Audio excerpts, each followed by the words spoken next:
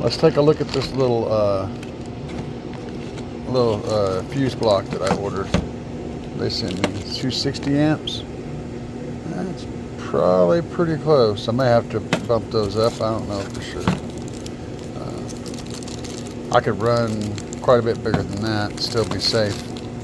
This is a little little fuse distribution block. It was an inexpensive thing, guys. This thing was like 12 bucks.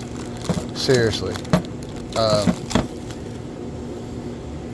And yeah, I mean, I'm digging it. Got to figure out how to get that off. I'm sure it's a squeeze thing, but it requires more. Okay, maybe I can do it with one hand. There we go. Oh, okay, so it's got the little waterproof things you can slip on the wires and get that effect. But that's nice. That's not plated, that's machined out. So while it is a worm screw style rig, and I'm not crazy about that, we're also not looking at a lot of power here. Alright, so okay, there we go. So they come with 100 amp in each one. They give me a couple of 60s and the wrenches for it. That's nice. And 100 amps is what I was planning on running in these. So that's perfect. And I ordered from the same company, the same stuff I always get for the alt gauge. I ordered me some of these because I need a couple of them to do some wiring in the back there. But yeah. These things require a decisive amount of prying to get out of there, but they just do. They do just pry out. You just gotta commit. Getting to them screws is another problem. So they come with a factory plug here, and I ordered some of these guys. I hope they fit. They don't look the same. All my tests I'm doing through this thing. I have everything set flat on it. That's what I've been doing since the beginning. The volume has stayed in the same spot. Everything is consistent. So, just a piece of shit tying into my speaker wires back here. Get her done. Here's a bonus track. Dusty miles kicking up stones. Ancient oak whispering their moans. Got my boots worn through the soul. Travel hard, but it heals my soul. Old man asking where you been. Sunset glow, just let me in. Gravel crushing beneath the tires. Homes where you quench them fires. Alright. There's my little power wire for my fuse box. That should work. Get her done. Alright. Got our power wire run. Tied in the battery. Continue forward. Here's my power wire that I'm going to run from there to over here. I got to get this made. And yeah, I'm still listening to the dash speakers. Just these two dash speakers playing. Love to sing with me when I'm rocking out. Yeah, I'm jamming today, y'all. Alright. I think this is what I'm shooting for. Something kind of like this. And yeah. Man, that'll fit in the groove that I've pre-created. I just got to figure out everything.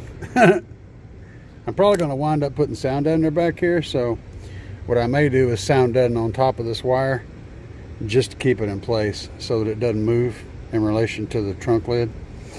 And not sure about putting screws in that thing because that is some thick metal.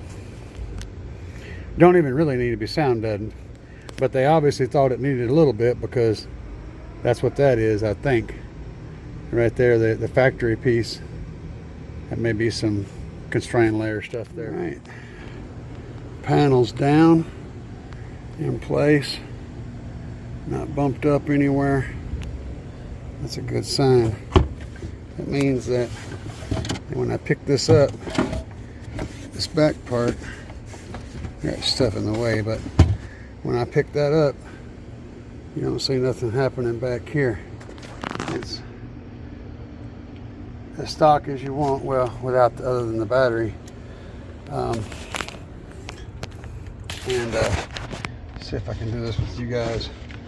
Gotta move my soda or I'll wind up dumping it on the ground. So all in one shot here, I'll show you what I've done, or what I'm doing. This panel back out of the way. So it's not the prettiest solution, but it puts it in the right spot, and it's got to stay in the right spot for the panel to fit. So I got more to go. I'm going to do a little bit more deadener, probably over here on this side. I may squeeze in a few pieces over here too. I can actually slide it up under that. I mean, why not? It's metal. When you expose metal, put deadener on it. So we got deadener in there, and y'all see this hole right here? That hole? Yep. That's where the 8 gauges are going to go. So they're going to come across here, go through that hole, pop out over here. Things are starting to snap into place now. Those are my amp, power, and ground wires. They're together. It's 8 gauge OFC copper. You notice how it blends right in with the RCAs, with the 9 wire. There's a thing going on here. A thing, baby! And it'll all make sense when everything starts coming together on the amp rack. All right, we added us a step out block, and I want to see how that fits. But yeah, that works just about perfectly. There's a little bit of recess, but for the most part we're going to be able to just bolt it on and everything will go smooth as hell. That's mostly how that's going to sit. Power wires coming out there, going to the distribution block. The grounds is a thing I haven't covered yet. Power wires coming in. These are speaker wires coming in, and then the RCAs are laying back here, but they're going to come in where I need them to. I ain't sure exactly where yet, but they're going to slip in where I need them to. And the RCA signal path is over here. Power path is over there. Things are good. Good. I'll show you guys what I've been considering. Well, let me get this stuff out. So the ground in this car is right there. Now bear in mind, since the battery is back here, that's the only ground that leaves the battery, right? Period. This is from the factory, guys. It used to be an 8 gauge ground. I upsized it to an alt gauge, but anyway, that ground connects there to the body. There's also a ground up behind there that connects to the same. Now, this metal up here and this metal may not be the same, because as you can see, there's glue. There's glue over there. So I'm not assuming that that's grounded in the same way. But over here, this piece of metal that goes in here goes all the way around. So I think there's ground potential over here, which could carry the voltage that I'm going to need. But there's also a ground right behind this ground wire, actually. It's right up in there. There's a ground, and then of course there's this ground. I could very well run a ground across or something like that. I don't know yet. But anyway, I'm just showing you guys what I'm pondering. Yeah, that other ground is right up in there. See that little gray dude?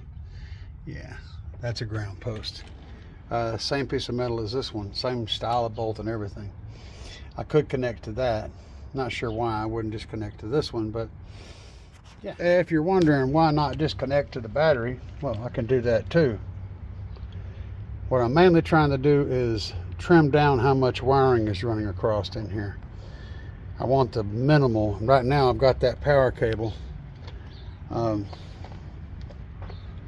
but I could always, since it's literally the same piece of metal, and it's a thick ass piece of metal, I could always tap into it over there and do 2 grounds side by side for my ground wires, and not have all those wires running over here. So the most this whole setup over here is ever going to see is maybe 100 to 150 amps, and that's if it was going full bore bonkers, which it's not going to be doing. So we're probably looking at like 60-70 amps average. That's why I can use 8-gauge wire. 8-gauge wire under 2 or 3 feet, 4 foot long, can handle 100 amps no problem, which is the maximum either one of those amps will ever pull. Actually beyond that. And I got them fused at 100 amps, so that's good. As far as the ground goes, yeah, I think we'll be all right with that. I just got to figure out how I'm going to tap it. Oh, and by the way, you guys, some of you guys have been asking about the spare tire hole. I heard somebody comment about it in a video. Why not just use the spare tire hole to get rid of this thing?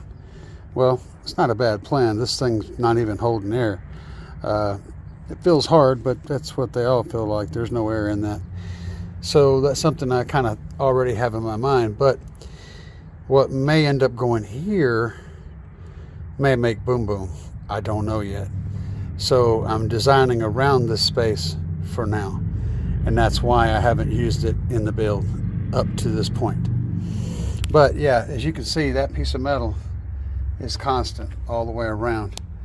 So that'll be a solid ground right there. See, on both amps, the speaker wires are going to come out on the same side with the power wires. So we're thinking like this, right? So that's all good. The signal wires are going to be all on this side except for the DSP, and it's probably going to be at the bottom. So I'll probably come in with my signal wires to the DSP and then have the jumpers running to the amps, so they'll be getting their power. That's what I'm thinking. Tonight I'm going to take this guy in here and work on the layout of figuring out how things are going to be on the board. And once I do that, then I can start wiring everything in. But I kind of have to find the position for on the board first, so that I get all the wires perfect. Well, as perfect as I can. You know, we do what we got to do. Y'all see what happens when a bass head goes to do something simple like running a power wire. Yeah, and this is tight. There is a strap on there, although it's flipped over, and I'm gonna end up fixing that because it's bugging me. But yeah, it is attached. The car is safe to drive at this moment, so I mean, it's missing a door panel still because the speakers got delayed a day. That's a whole other thing.